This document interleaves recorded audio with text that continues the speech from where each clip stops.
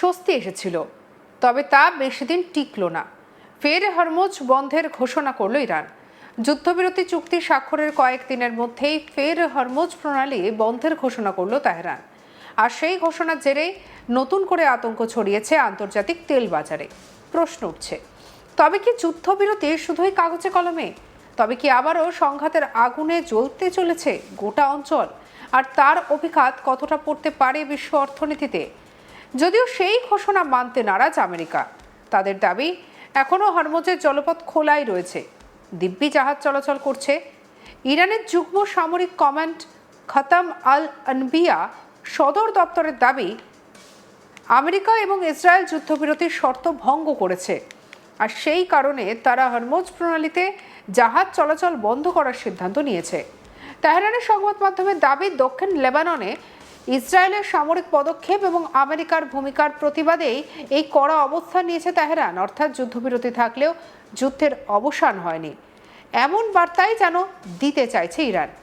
বরং তেহরানের বক্তব্যে স্পষ্ট, তারা মনে করছে সংঘাত এখনো শেষ হয়নি, আর সেই কারণেই এবার যুদ্ধক্ষেত্রের বাইরে অর্থনৈতিক চাপ সৃষ্টির পথ বেছে নেওয়া হয়। কারণ হরমুজ প্রণালী শুধু একটি জলপথ নয়, এটি বিশ্বের জ্বালানি সরবরাহ ব্যবস্থার লাইফলাইন। প্রতিদিন বিপুল পরিমাণে অপরিশোধিত তেল এবং তরলীকৃত প্রাকৃতিক গ্যাস এই পথ দিয়েই বিশ্বের বিভিন্ন দেশে পৌঁছয়। মধ্যপ্রাচ্যের তেল সমৃদ্ধ দেশগুলির সঙ্গে আন্তর্জাতিক বাজারে সংযোগের প্রধান দরজা এই হরমুজ। তাই যখনই এই প্রণালী বন্ধ হওয়ার আশঙ্কা তৈরি হয়, তখন উদ্বেগ বাড়ে আন্তর্জাতিক বাজারে। তেলের দাম বাড়তে শুরু করে, পরিবহন ব্যয় বেড়ে যায়, জাহাজ চলাচল অনিশ্চয়তার মুখে পড়ে, আর সেই প্রভাব শেষ পর্যন্ত গিয়ে পৌঁছয় সাধারণ মানুষের রান্নাঘর থেকে শিল্প কারখানার উৎপাদন খরচা পর্যন্ত।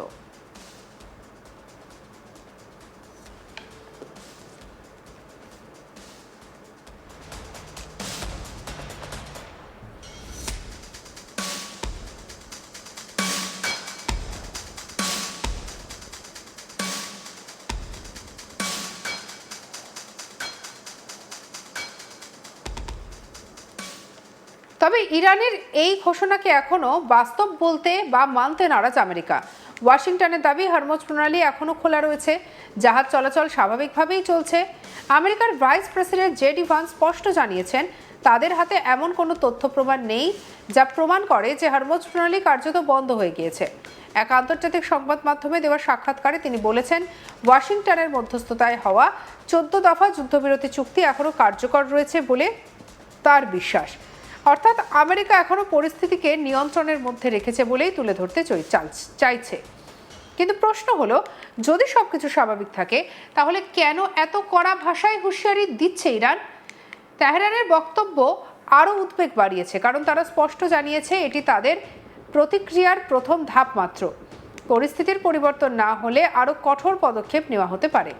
অর্থাৎ হরমুজকে ঘিরে উত্তেজনা কেবল শুরু হয়েছে বলেই ইঙ্গিত মিলেছে।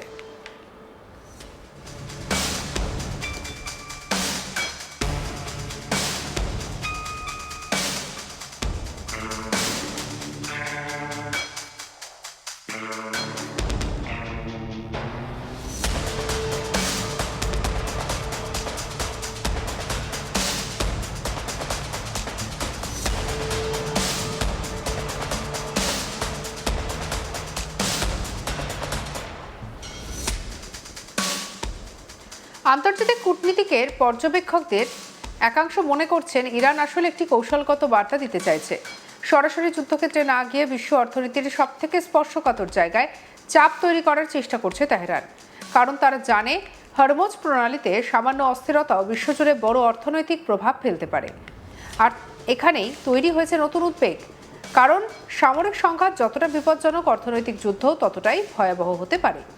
তেলের দাম যদি লাগাম ছাড়া হয়, তাহলে তার প্রভাব পড়বে প্রায় সব দেশের অর্থনীতিতে। মুদ্রাস্ফীতি বাড়তে পারে, পরিবহন খরচা বাড়তে পারে, শিল্প উৎপাদনে চাপ তৈরি হতে পারে, এমনকি উন্নয়নশীল দেশগুলির আর্থিক স্থিতিশীলতাও নড়বড়ে হয়ে যেতে পারে। এদিকে পরিস্থিতিকে আরও জটিল করে তুলছে লেবাননের ঘটনা প্রবাহ। দক্ষিণ লেবাননে উত্তেজনা বৃদ্ধির পর নতুন করে আলোচনায় এসেছে ইসরায়েল এবং হিজবুল্লাহর সংঘাত। যুদ্ধবিরতির আবহ থাকলেও মাটির পরিস্থিতি এখনো পুরোপুরি শান্ত নয় বলেই মনে করছেন বিশ্লেষকরা। তার মধ্যেই আবার শুরু হয়েছে আমেরিকা এবং ইরানের মধ্যে পরমাণু চুক্তি নিয়ে আলোচনা। দীর্ঘদিন ধরে টানাপোড়েনের পর দুই পক্ষ ফের আলোচনার টেবিলে বসছে। সুইজারল্যান্ডে বৈঠকের প্রস্তুতিও শুরু হয়েছে। ইরানের বিদেশ মন্ত্রকের মুখপাত্র ইসমাইল বাঘাই জানিয়েছেন, তাদের আলোচক দলও আলোচনায় অংশ নিতে যাচ্ছে। তাদের বক্তব্য, কোনো চুক্তির প্রকৃত মূল্য বিচার করা হয় তার বাস্তবায়নের সময়। অর্থাৎ শুধু কাগজে সই করলেই সব সমস্যার সমাধান হয় না, বাস্তবে কতটা তা কার্যকর হচ্ছে সেটাই সবথেকে গুরুত্বপূর্ণ।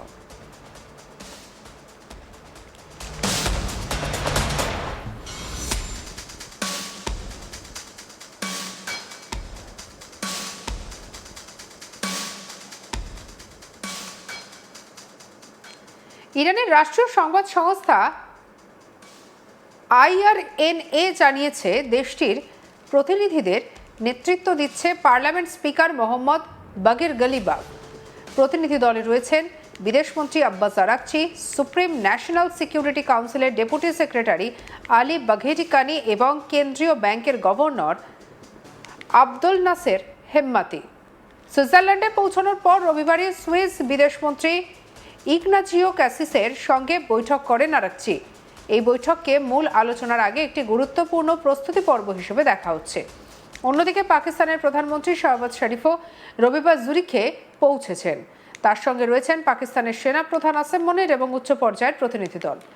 পাকিস্তানের বিদেশ মন্ত্রক শনিবার এক বিবৃতিতে জানিয়েছে, ইসলামাবাদ সমঝোতা স্মারকের ভিত্তিতে যে অগ্রগতি হয়েছে তাকে এগিয়ে নিয়ে যাওয়ার জন্য পাকিস্তান মধ্যস্থতাকারী দায়িত্ব পালন করে যাবে। কূটনৈতিক পর্যবেক্ষকদের মতে এই পুরো প্রক্রিয়ায় পাকিস্তানের ভূমিকা অত্যন্ত গুরুত্বপূর্ণ। কারণ একদিকে ইসলামাবাদের সঙ্গে তেহরানের সম্পর্ক রয়েছে, অন্যদিকে আমেরিকার সঙ্গেও পাকিস্তানের যোগাযোগ দীর্ঘ ইতিহাস রয়েছে। ফলে দুই পক্ষের মধ্যে সেতু বন্ধন গড়ে তোলার ক্ষেত্রে পাকিস্তানকে কার্যকর মধ্যস্থতাকারী হিসেবে দেখা হচ্ছে। এই মন্তব্যের মধ্যে লুকিয়ে রয়েছে বর্তমান পরিস্থিতির সার কথা। কারণ যুদ্ধবিরতির চুক্তি থাকলেও পারস্পরিক অবিশ্বাস এখনো কাটেনি।